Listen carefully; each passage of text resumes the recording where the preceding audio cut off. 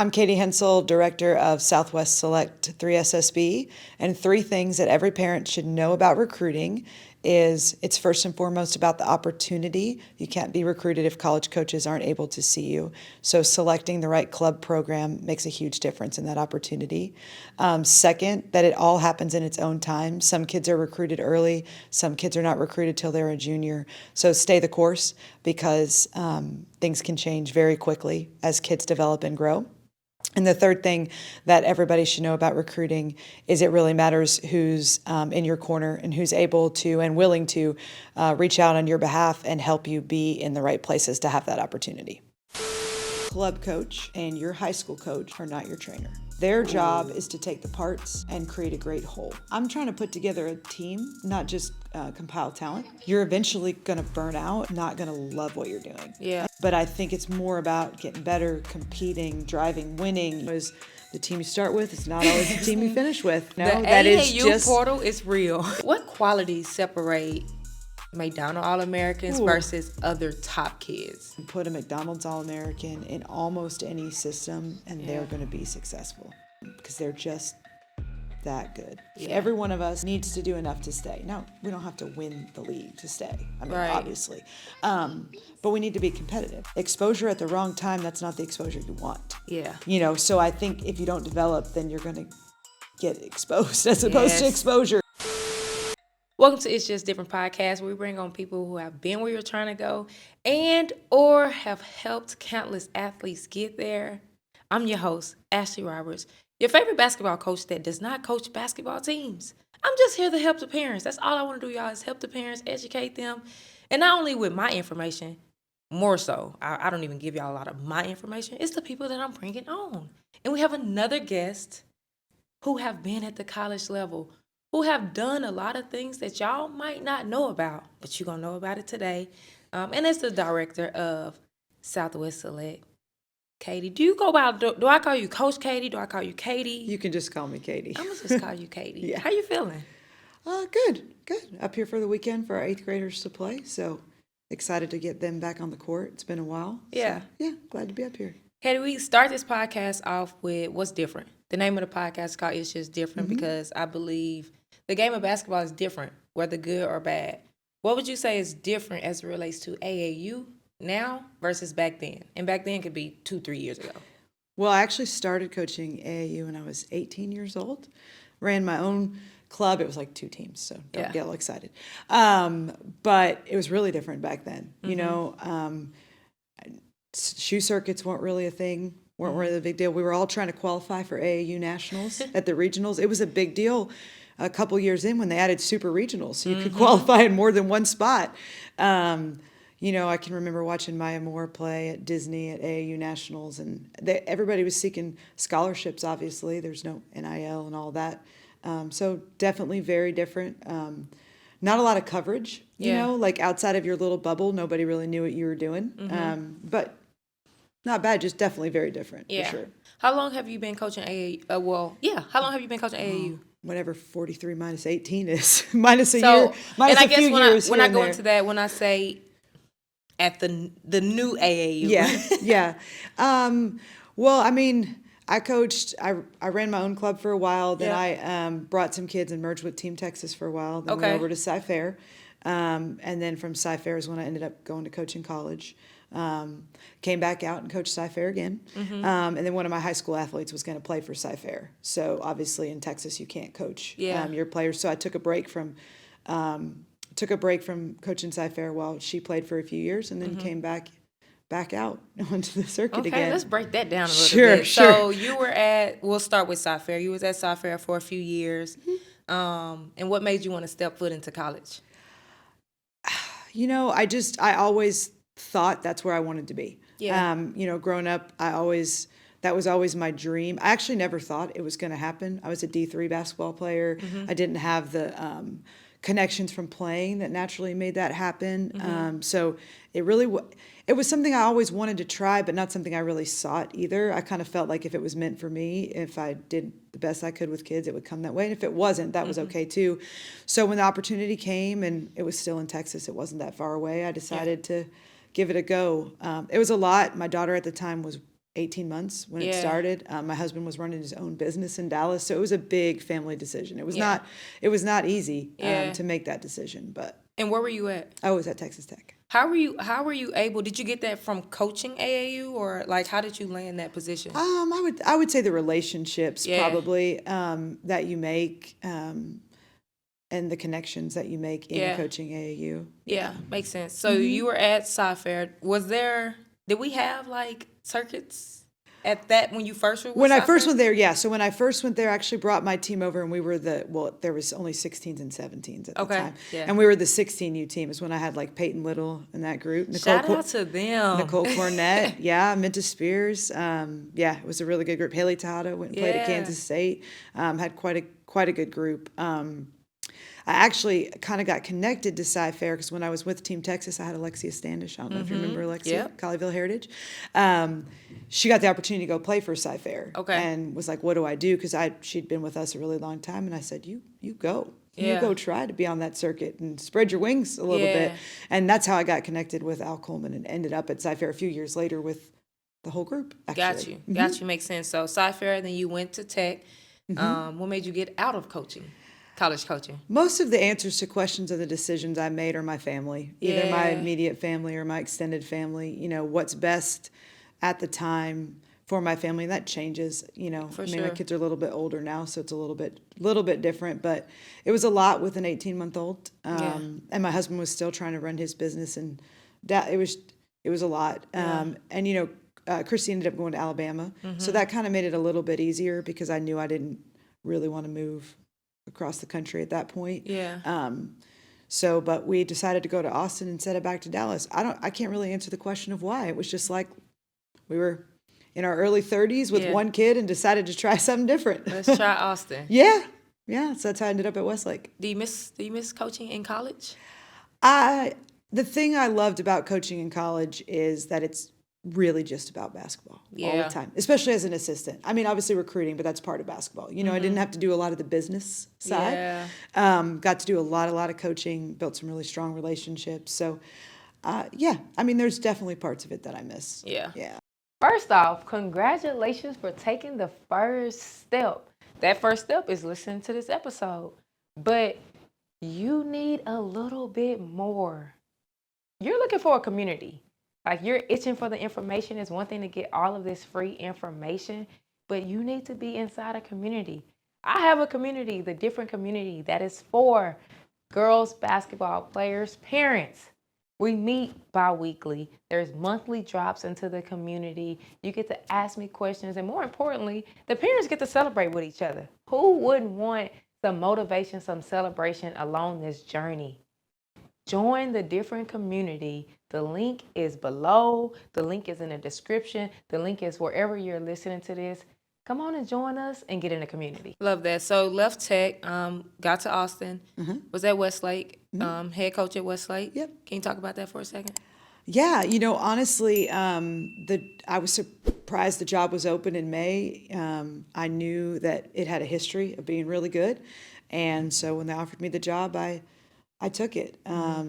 And it was great. I mean, I still work at Westlake, so my kids are going to go to Westlake. I'm all in for Westlake. It just, again, it was the right time for me not to be coaching high school anymore. You know, anything I touch, I try to leave it better than I found it. And I feel like I was able to do that at Westlake because I had some really good kids and some really strong families come through. I feel like the program kind of put it back on the map statewide. And I feel like it's continued that way. Coach Benson's done a great job. How hard was that? Stepping down? Yes.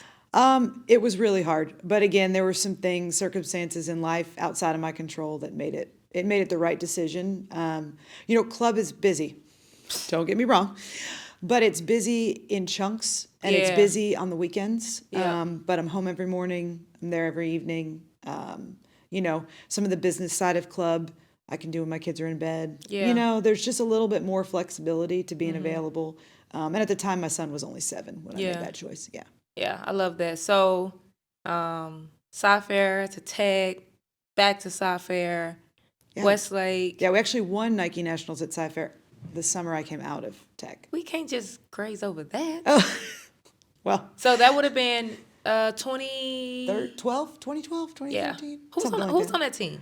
Oh, Brooke, Ariel, Nancy, Kennedy Leonard. I'm sure I'm missing people right off the top. Oh, Dee Dee. Yeah, I that was a mean, squad. yeah, my job was just to stay out of the way. Yeah. How did you manage? I mean, you're talking about Brooke McCarty, University of Texas, played in the league. Ariel Atkins played in the league. Dee Dee played in the league. Yeah. A lot of high-profile kids. How did you manage coaching a group like that? I don't know. I feel like I've been fortunate to be in that opportunity more than once. Yeah. And I think you just have to coach them hard. I think Yeah. a lot of people, when there's a lot of talent, they don't always coach them hard. Yeah. And I think you have to know who they are as individuals, both just in personality, but also in like how they play, because it's about bringing it together. Yeah. And that group, I mean, it was such a good group of parents, good group of kids. They wanted to win Yeah. more than they wanted, to have the biggest highlight. For So sure. I feel like, that team was a team that Al had put together as far as accumulating the talent. And I think he did a really good job of having kids who wanted to win first. Yeah. And it allowed each of them to have their moments, and they did, obviously. But at the end of the day, they wanted to make the right play to win, and I think just really lucky to be in that situation with those kind of kids. Do you feel like the game in general, not even just talking about like a specific team that you got, but do you feel like the game in general is still that way? Like, I feel like that's the piece. I feel like the teams that win are. Yeah, That's true. I feel like the teams That's that true. win are. I feel like our team last year made a really, really good run, and I feel like the difference in us in July is how they played together. Yeah. And that can take some time. I think sometimes the best teams in July aren't the best teams in April. Absolutely. Especially if the team really comes together, because it's really hard in April. They just came out of high school season. You're often playing with kids from all over. You haven't had a lot of time together on the court, so it takes time for that to Yeah. come together.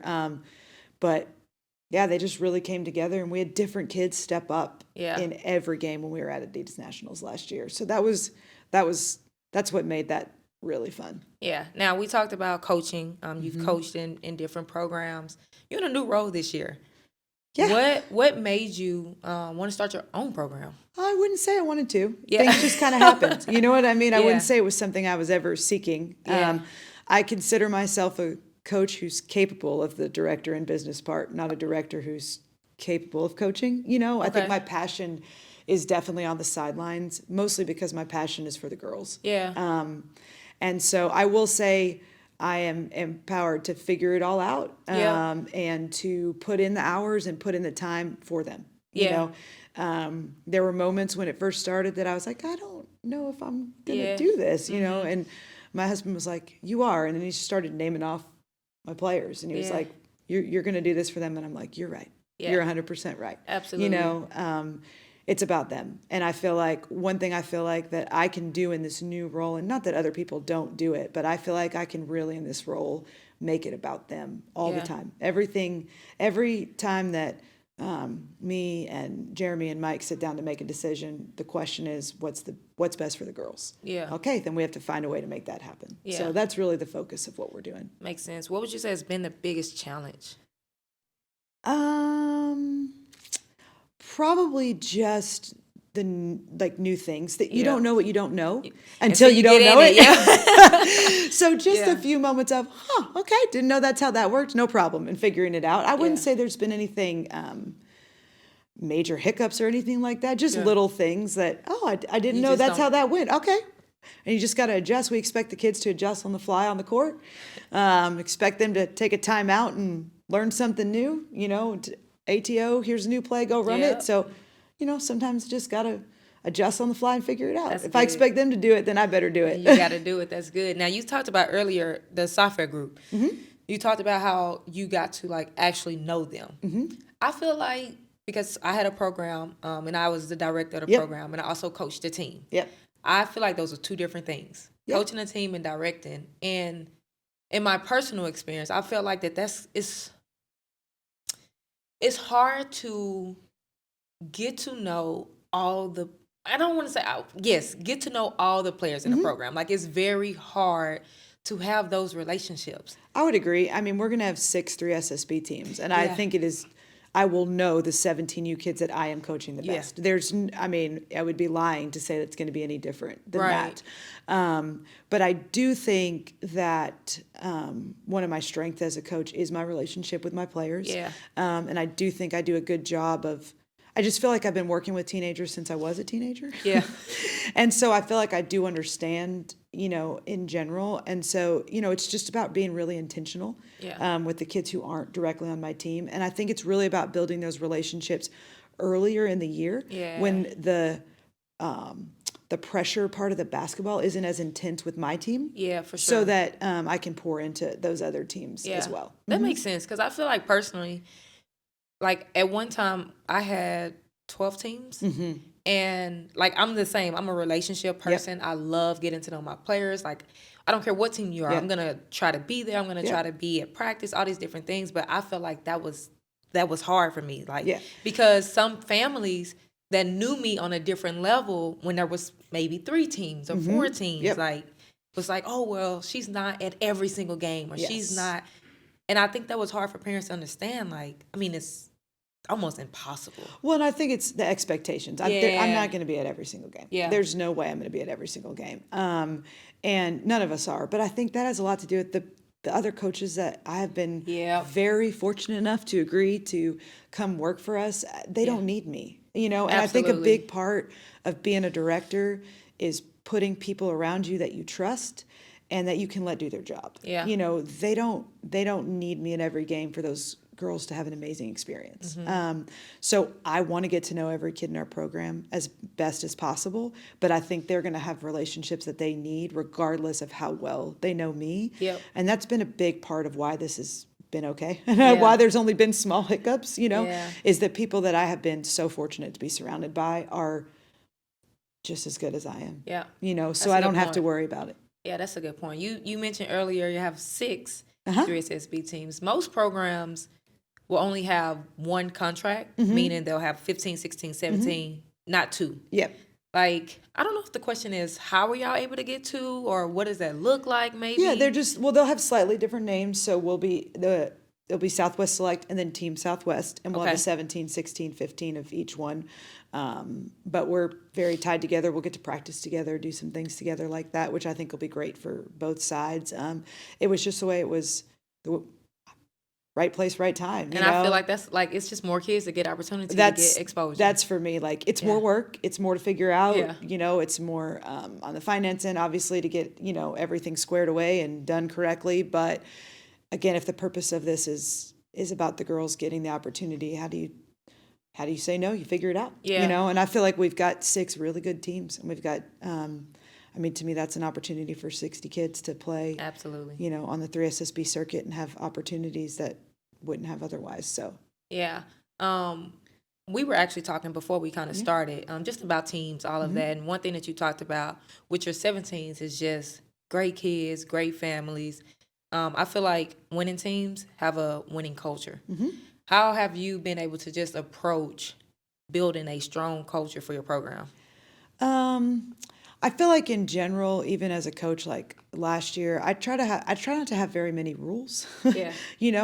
And the 2 rules that I try to live by with my kids is we're going to play hard and we're going to play unselfish. Yeah. And I feel like if kids do those 2 things and truly are bought into those 2 things, everything else kind of takes care of itself. It doesn't matter what we run. It doesn't matter how talented we are. It doesn't matter what circuit we're on. If kids and families aren't bought into those things, then they're not going to be successful. And I feel like, it wasn't my own program last year, but I feel like our 17U team, they bought into that, and it showed in July.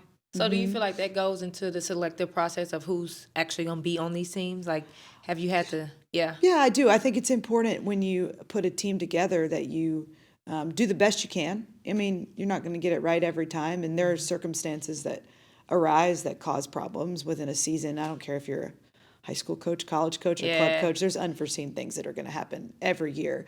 But I think, really getting to know the families through the process when you're going through the recruitment of them playing for your team, and really being honest about who you are. Yep.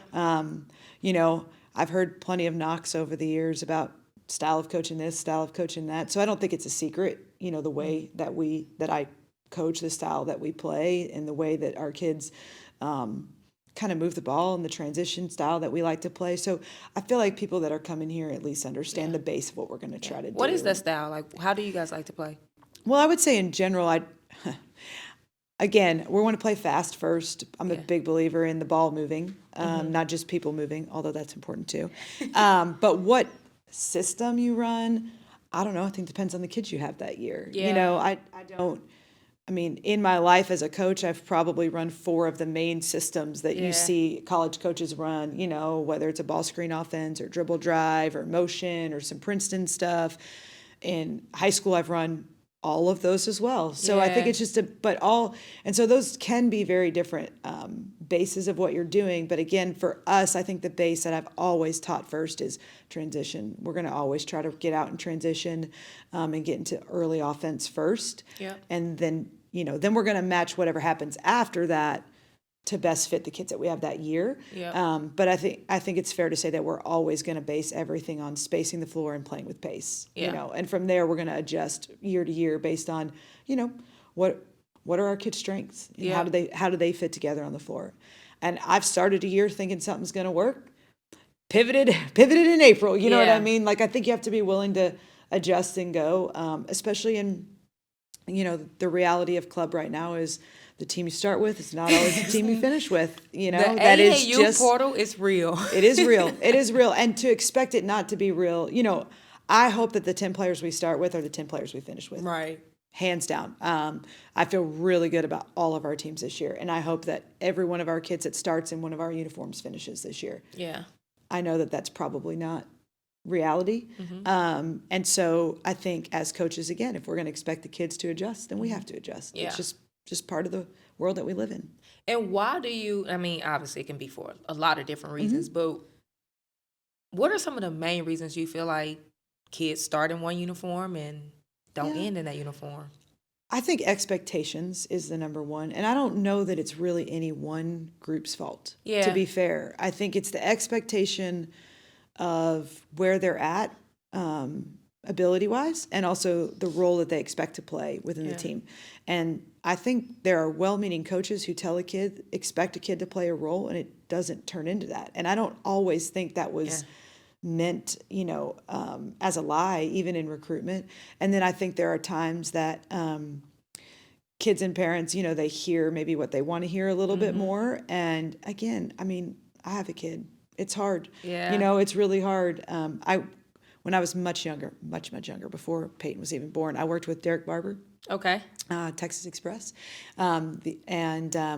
He made a comment. I think I was like 22, 23 years old when I worked with him. But he told me, he said, Katie, remember when you're in this industry, that you have the 3 things that people care about the most in life: their child, their money, and their time. And some very well-meaning, awesome people can lose it a little bit when they feel like those 3 things have been attacked, whether intentionally or unintentionally. And that has stuck with me for 20 years. And I really try to remember that, because I've had moments as a parent that I'd probably like to take back when, I see my child hurting, or I see, I feel like I've put all this money and energy into something and it's not going the way that anybody anticipated. Outside of sports, it doesn't even have to be sports. So I try to remember that anytime I'm talking to a parent, that, they're making a lot of sacrifices and they're trusting me with the thing they care about the most. Yeah. And so sometimes when that doesn't work out, that can cause a lot of hurt feelings. Yeah. And doesn't mean they're a bad person or I'm a bad person, but it can cause some friction. Yeah. So that stuck with me for about 20 years. Yeah, that's good. And you just said something that's actually a good point, that I talk about that a lot, of just like, I don't feel like enough. There are some directors, of course, that will tell parents, tell players the truth, or just tell them expectation, whatever. But a lot of them don't, right? But the one thing that you just said of like, yes, I might tell you what my expectations are. And it's just, any director, it just might be different once you get in the uniform, once you get, it doesn't necessarily mean that you're lying. Yeah, maybe I thought this one kid was going to pan out into this one role, and maybe she is really good, but this other kid that I did not expect to do what she was able to do suddenly can, I will say in our program, we try really hard not to promise anything in the way of direct minutes. do not promise a starting spot. You know, I obviously have in my head who I think that's going to be, who I would expect it to be, but putting them in a box in either direction isn't fair. Yeah. You know, because kids have bad days, kids have a bad month, you know, another kid has an exceptional, you know, couple of tournaments, things happen. And so I think I don't think you can make those promises. For sure. You know, I just don't think you can. For sure. By the time this episode released, we may or may not be in AAU season already. Fair. But the advice still could go to these parents. What advice would you say parents should be, or what is not even advice, what are some questions you feel like parents should be asking directors when trying to choose AAU team? I think, what the roster is, because I think in today's world of social media, you can do plenty of homework of what that roster looks like. And then I think it's a realistic understanding of the other people who play your position. Because let's say I have two really good point guards. Now, I can tell you that I've played a lot of two really good point guards together. Yeah. That first group that I was talking about at Sci Fair, I had two kids that ended up both being a point guard in the Big 12, and they played together. So I say that with somewhat of a grain of salt, but having an understanding of at the position or couple of positions that I want to play, who else is on the roster, and having a real understanding of what that could mean for me. Also, total number of kids on a roster is really important. There's only so many minutes in a basketball game. And I think too small or too big is a problem, because there's also a lot of games to play. And one of the big things I think we're seeing in our game as a whole, and sometimes it's not manifesting itself till college, but the wear and tear. I think we're seeing a lot of wear and tear injuries, both in high school, but also I think we're starting to see it manifest itself a little bit later. So I don't think too small is good if you're going to play, 7 games in a 4-day span. When you say, just for the people that's listening and watching, when you say too big or too small, what do you mean? In a perfect world, to me, 9 to 10 is a really good number. Especially on a roster. On a roster. Yeah. 10. I like 10 to start the season because, unfortunately, you probably will have a injury here or there. And not everybody will make every tournament. Right. Yeah. Not everybody can make every single thing. But I try to think about, if my whole roster was healthy at a live event, can I make sure these kids have an opportunity to show themselves? Yeah. And to me, 9 or 10 is very doable in that regard. So 10, 9 and 10 is a magic. For me, I mean, not everybody would agree with me, I'm sure, but that's my number. I think, and I have had rosters of 11, but based off of a conversation. Correct. Where some of those families knew, this is what, if you accept, this is what it looks like. Yep. But 9 or 10, I think it's good. Like I said, just because everybody won't make a tournament. No. At the end but then of the you have day. to think about, if I'm If at they a all live do, period and they're all there and I want them all to have the opportunity to play in front of those coaches, what number can I feasibly give meaningful minutes? And again, it's over a course of the tournament. Yeah. That's the other thing I would encourage parents is, don't freak out over one game.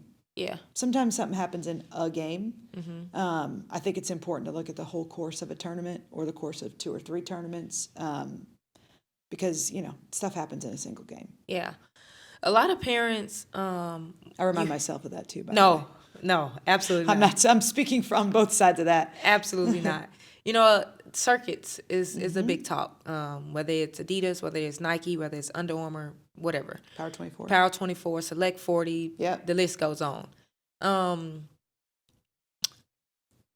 lot of parents feel as if they should be on this circuit. They need to be on this circuit. Can you just talk about that a lot? And that's kind of very broad. I'll have conversations with parents who, at the end of the day, they're not ready for the circuit, and they don't understand it. Can you talk about it a little bit? So I think the reality of the circuit is, any of us who are on a circuit are trying to not only be on that circuit, but stay on that circuit. Stay on the circuit, so absolutely. It's similar to me to a college or high school coach that I have to win enough to keep my job. Right, for sure. So in order to keep offering these opportunities to future young ladies, I have to be good enough to stay on the circuit. So I do think that's a piece that every parent should recognize, that every one of us needs to do enough to stay. Now, we don't have to win the league to stay. I mean, obviously. But we need to be competitive. So there is a piece of that competitiveness that if you're on a non-circuit team, they do not have. So that's a big piece that I think separates, it doesn't matter what circuit, separates a little bit the circuits from the non-circuit teams as far as the whole vibe of what's going on. Right. I think each circuit is different, but I also think the 4 main circuits, I think there's tons of coaches at all 4 of those circuits. And so within those circuits, I would encourage kids to find the best fit for them. Absolutely. From year to year, one circuit's better than the other. Yeah, that's probably true. But again, what's the purpose of what you're doing? You know what I mean? So I think whether you're on Adidas or Nike or Under Armour, Power 24, I think there's lots and lots of coaches at all of those events. Yep.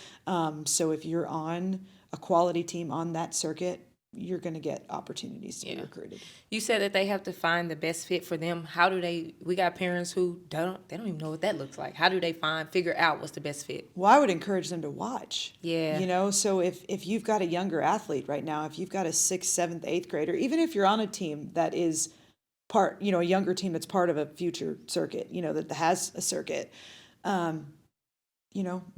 we're often all in the same gym, so I would spend some time watching, at the non-circuit events and just look at the older teams, watch how they play, is it a team that predominantly plays 5 or 6 kids? Is it a team that plays all 10? Is it a team that, is playing full court man the whole game and that's their style of play? Is it a team that plays only 2-3 zone and they're a zone style team? I think you can do your homework. There's so much on the internet now too. You can go back and see what they did, and it doesn't mean that every year, for example, my team's going to look the same, but you would have some informed questions to ask me. Like I noticed last year that you guys played almost all man to man. We did. That's true. Do you not ever play zone? Well, I can answer that question. That's good, right but you would there. have an informed. I'd say the same thing's true when you're looking at a college too. You got to watch them play. And watch the style of coaching. Some kids perform best when a coach is on them. Like that is what brings out the best in them. And some kids do not. So what is that coach like? I'm a little more chill than I was when I was 25, let's be honest. But from year to year, I'm not that different. So, should I play for Coach Katie? I don't know. Go watch her coach. Does that look like a style you want to be a part of? And for some kids, the answer is yes, and for some kids, the answer is no. That's really good. That's why there's multiple options. You know what I mean? So I don't think, I think you can do your homework to really, really find out what a team and a coach looks like. Yeah, that's good. I love that. First of all, I appreciate you. I appreciate you for tuning into this episode, but I need you to do me a big favor. I need you to hit the subscribe button. I want this podcast to go out to everybody that has an athlete playing sports, okay? Hit that subscribe button. Go ahead and tap that like button, and let's get back to the episode. What goes into evaluating players? How do you evaluate players? For my team? In general. I'll say for your team. Go to for your team. So we talked about this a little bit before we turned on the cameras. Yeah. I'm trying to put together a team, not just compile talent. Yeah. So for me, I'm looking in, having different skill sets. Like you got to have kids who can shoot. Yeah. You got to have good rebounders. You got to have kids that can get to the hole. You got to bring, and how can you bring that together? So for me, I'm trying to evaluate, if I already have 6 kids, returning, what are the 4 pieces that we're missing the most? And try to go out and find the kids that fit that mold. Yeah. And for us, we do try to bring kids up within the program. That's important, development. So, if we've got kids on 16U, the goal is to develop them to be able to play 17U. Yeah. And that happens a lot, but yeah, truth is in all of our programs, it doesn't always happen. I feel like that's probably one of the, when I ask about challenges, that would be a challenge for me of because you have to, and you talked about it earlier, you got to win, right? You got to be able to compete. And then it's like, okay, we have some of these kids that might not, they've been in the program for a while, but at the end of the day, they might not just be ready for that. Or you might find some other kids that fit. Yeah. I would say if we have kids that are ready, I'm probably not going to go find another kid. Gotcha. If they're ready, then it's my job to make them successful on the court. The harder part for me is if they're not ready. Because for me, I'm going to look first. My first answer is, why aren't they ready? Yeah. And sometimes as a coach, as a director, as player development, you gotta make sure that you're doing everything you can to get them ready. Yeah. I think that's the first really big piece. But we all have a ceiling. Yeah. And so if you have a kid in your program that could be ready, but you have another high level kid that's not in the program that you could probably get, you're more than likely probably going to go with your program. If the kid's ready, Gotcha. yes. I would say that the way that our teams are structured, like there's spots every year for a high level kid to come in without keeping another kid from reaching their goals. But it's hard. It's a management piece, and I would say not being a director, it's easier to say, well. Come on, we need that kid. You know what I mean? But as a director, if you do have a relationship with all these kids, but there are other to your point, not everybody should be on a 17U circuit team. That doesn't mean they're not bound to play somewhere in college, and that doesn't mean they shouldn't be playing AAU. So, we've got some national teams we've put together that we've worked really hard to put in really good tournaments and really good spots. And so, I would be doing a kid a disservice if I stuck them on a 17U team out of loyalty that was not going to help them. Yeah. So being willing and ready to have really hard conversations is part of this too. Yeah. But I think honesty, and I think if you've built a relationship and they know you care, they'll at least know that you really truly are trying to do what's best for their kid. Yeah, for sure. Do you believe if you're good enough, they'll find you? To a point, but also no. I just don't believe it. I mean, to a point. I think there are kids that are so good that they will find you. That's different, right? But if you're talking to me about, like a kid that in the rankings might fall between 70 to 100 when they're older. Right. Not necessarily. I think the people you surround yourself with matters. And I think it matters at a young age. Because I think, to your point, those are the kids that my loyalty is going to show to, because those are the kids that are ready, can contribute, and I'm not going to replace with someone else who might be slightly evaluated at a slightly higher level. So I think that's where it really matters who you surround yourself with. Yeah, I feel like I have to ask that question every episode because, I'm not talking about the 4-star, the 5-star. I'm not talking about the kids that everybody already know. At the end of the day, it doesn't matter who you play for. But don't you feel like that's who people are talking about when they say if you're good enough, they'll find you? No. Well, that's who I always assume everybody's talking about when they say that. And they're not. And it's I will also hear a lot of directors that are telling players that's a 2-star that they can play in college. Right. But someone has just because you're good, that doesn't mean that college is just going to automatically see you. Or know who you are, or have a fair. No, I do think it matters that you have people in your corner who they will at least listen to.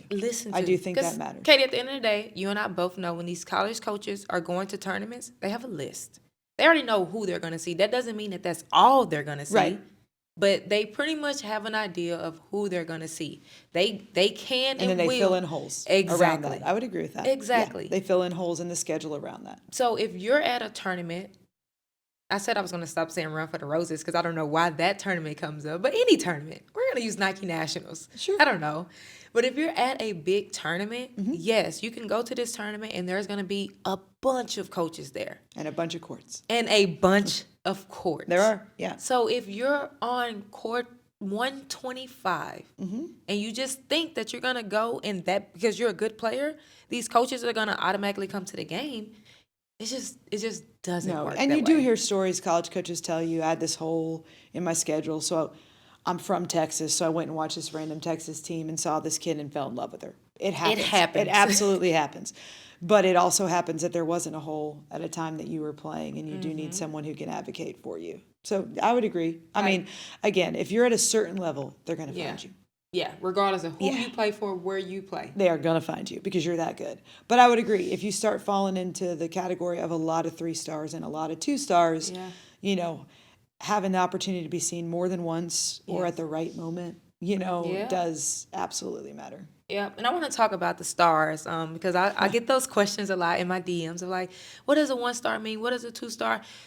I want to reference first and say that I don't care what star you are. The goal is to get in college and it's to be D-free. When you get to school, whatever star you was, doesn't matter. No, it doesn't. Right. But I do want to kind of talk about this a little bit because parents want to know. I don't know that parents know or that anyone really knows that you were, are you on the McDonald? Yes. Currently on the McDonald's committee.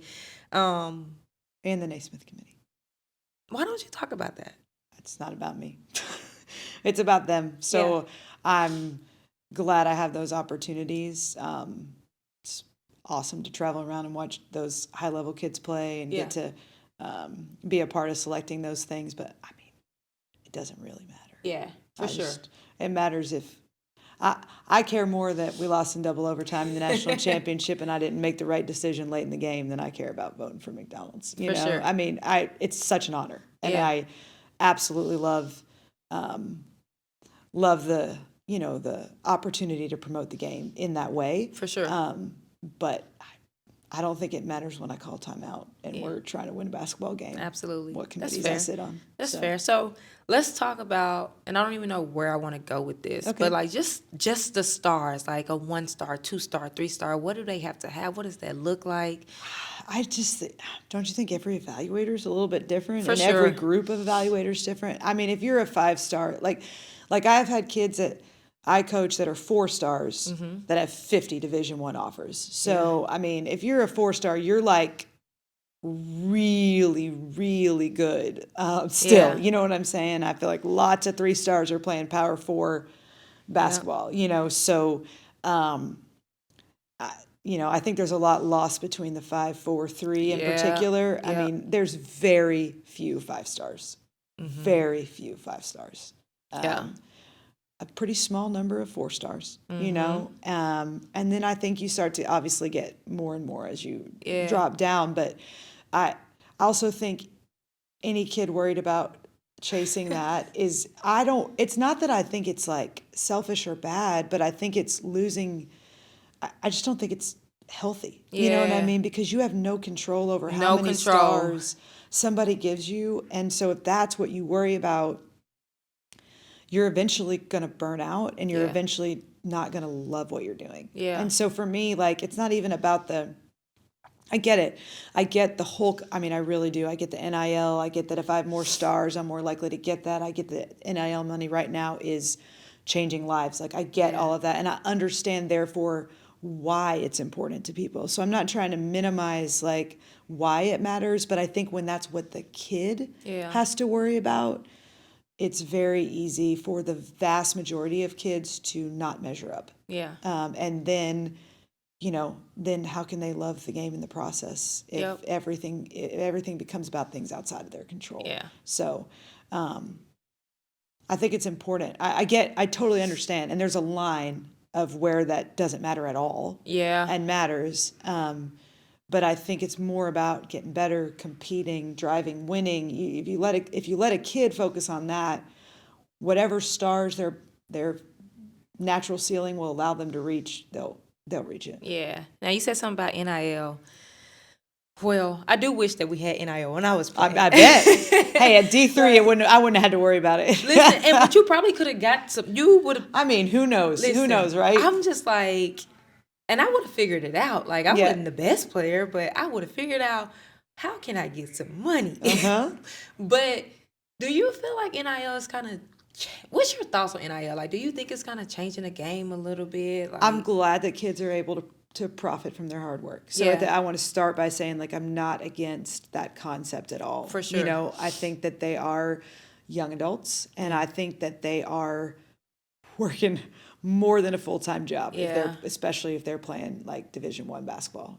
So I'm not and I'm not against that. I think right now it's just nobody really knows what the rules are, and I think that's making it really hard for parents and players to navigate. So I'm hopeful that at some point it'll settle down into a system that can be understood a little more clearly.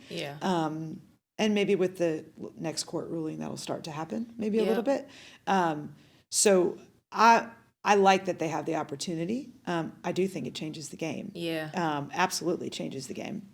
But I think as much as NIL changes the game, an open transfer portal changes the game, Yeah. maybe more in some ways. Absolutely. Maybe more. I actually think if you had NIL, but the old transfer rules, it actually wouldn't be as changed as much. Yeah. So I think it's the combination that's really changed the Yeah. college game.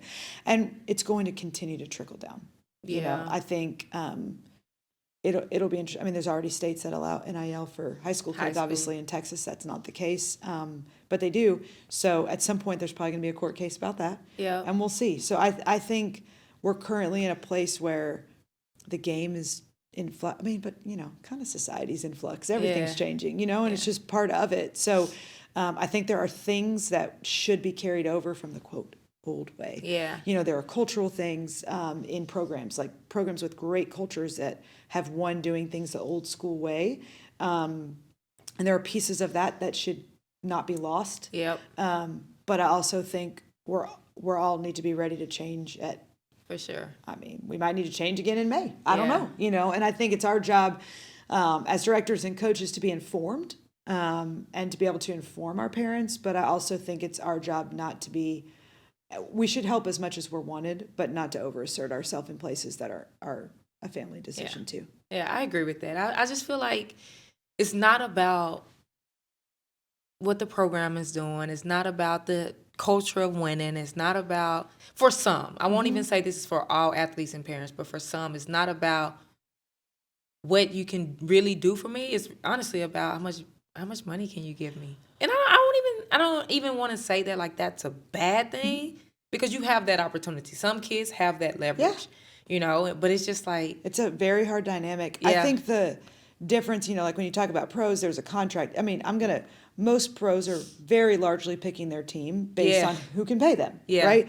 But then once they're there, they're there. For You know, sure. there's a permanence to both sides, or at least a period of time where Yeah. it's permanent on both sides. And I think what's making college so challenging is the combo of, Yeah. you know, kids are seeking, you know, monetary Yeah. opportunities, and it could change on a whim, you know, Yeah. and kind of in both directions. Both I mean, we directions. talk a lot about the kids making changes, but I'll be curious as we dive longer into NIL, kids that went to a place for a certain amount their freshman year that Yeah. maybe didn't have the best freshman year on the court.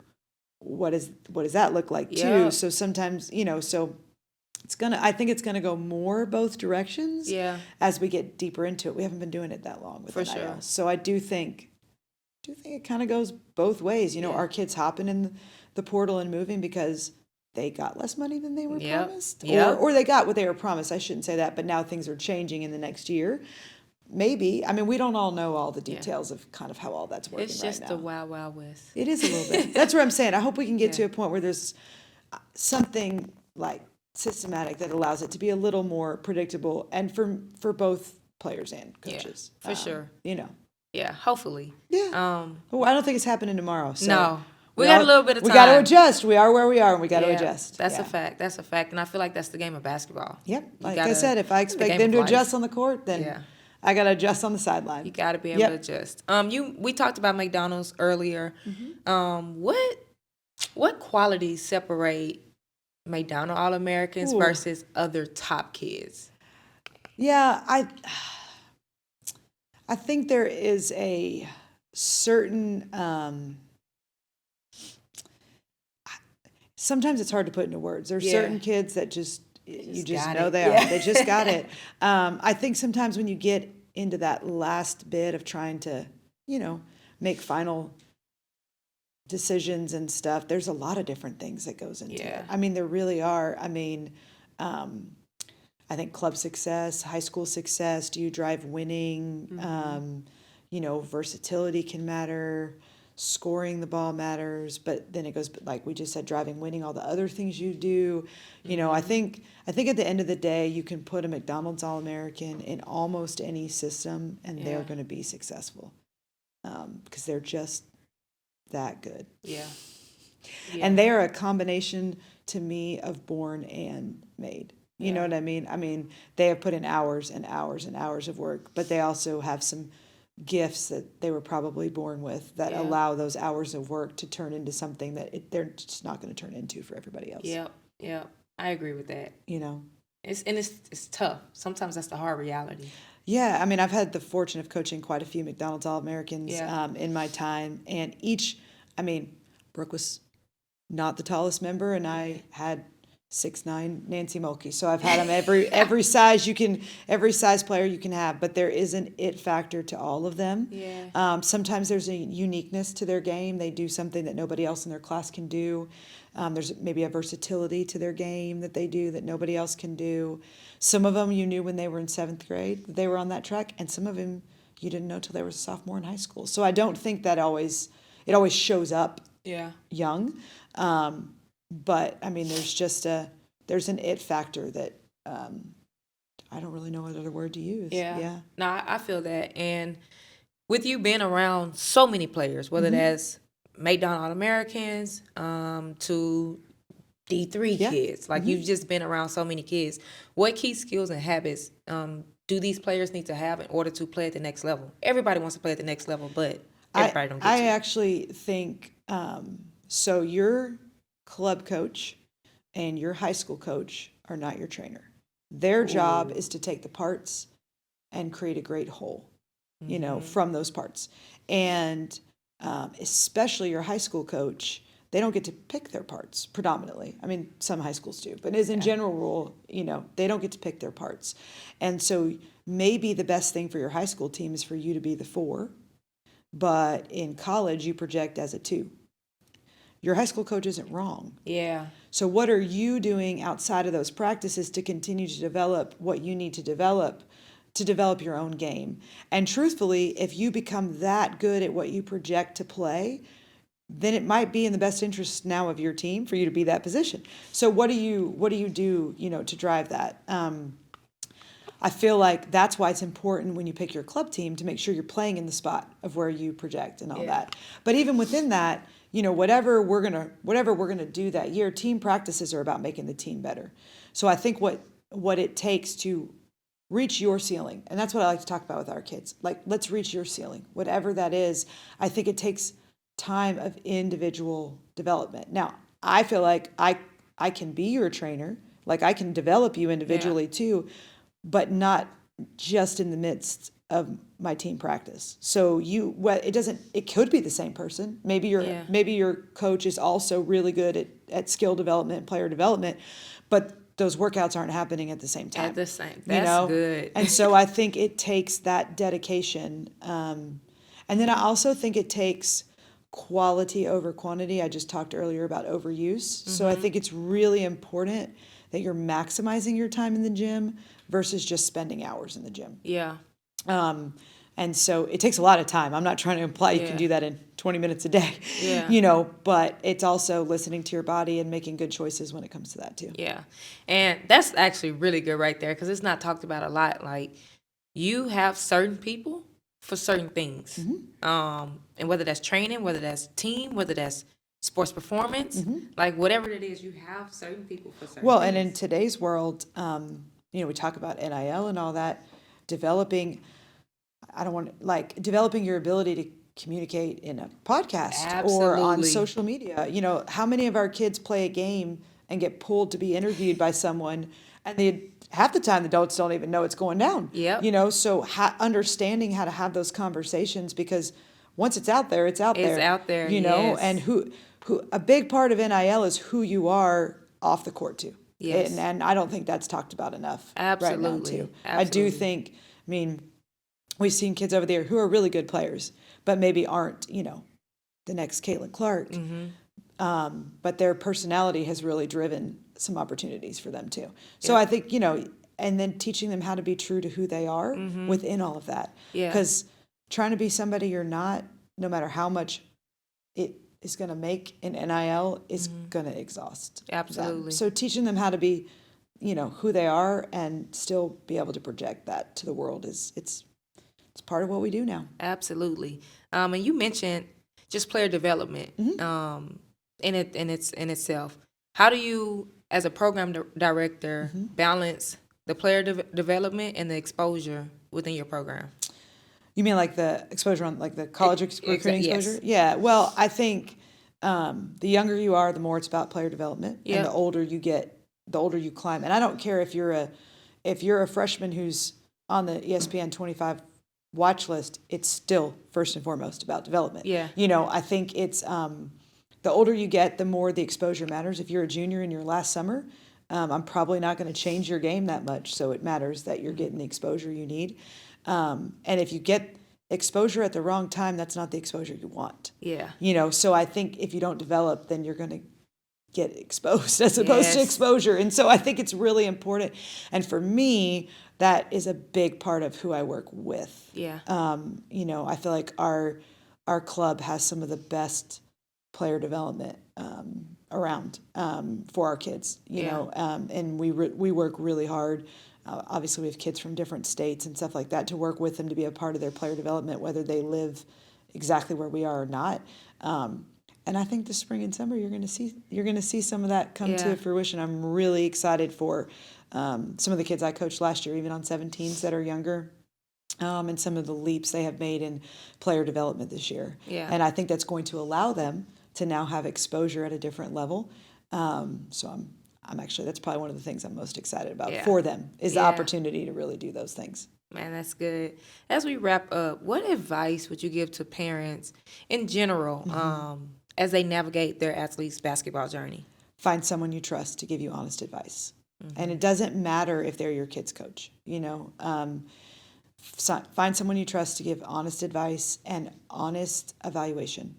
Because I think it's really, really hard to hear what your kid needs to work on, where your kid needs to go. I mean, if your kid's a 4-star or 5-star, those things are easier to hear because you're just plugging a few holes. But I think having someone you trust to give you a true evaluation of your kids is really important.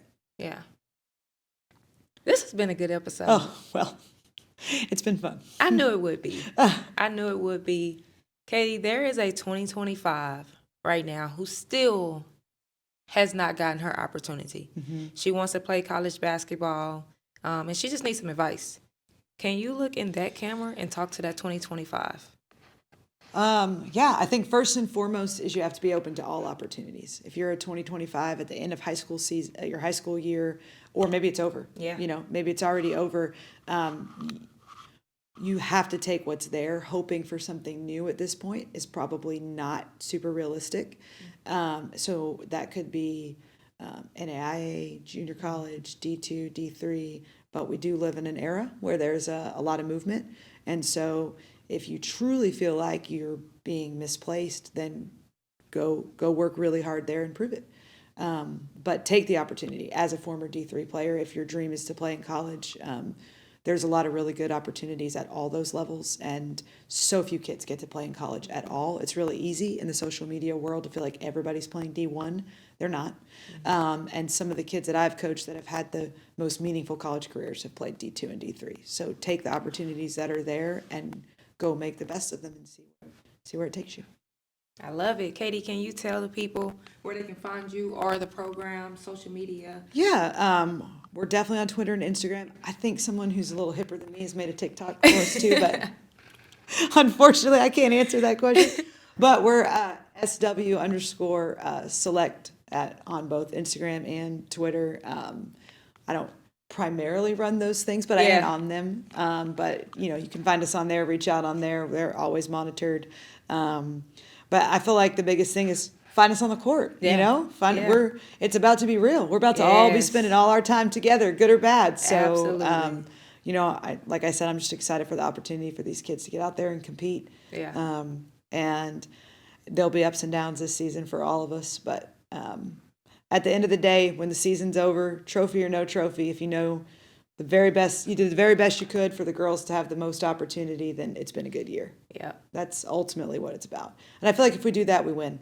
Yeah. I love it. Winning is driven by their success. So I love it. Man, make sure y'all subscribe to the channel. Don't just watch, don't just listen. Follow on Apple, Spotify, subscribe on YouTube, hit the like button. I want these episodes to get out to as many people as possible because they need to hear it. So hit the subscribe button, hit the like button, and stay tuned for each episode. Every single week, we are dropping an episode. And if you've been watching this, you already know what I'm going to say. If you're not following the page, I don't know what you're doing. Follow the page. It's Just Different Pod.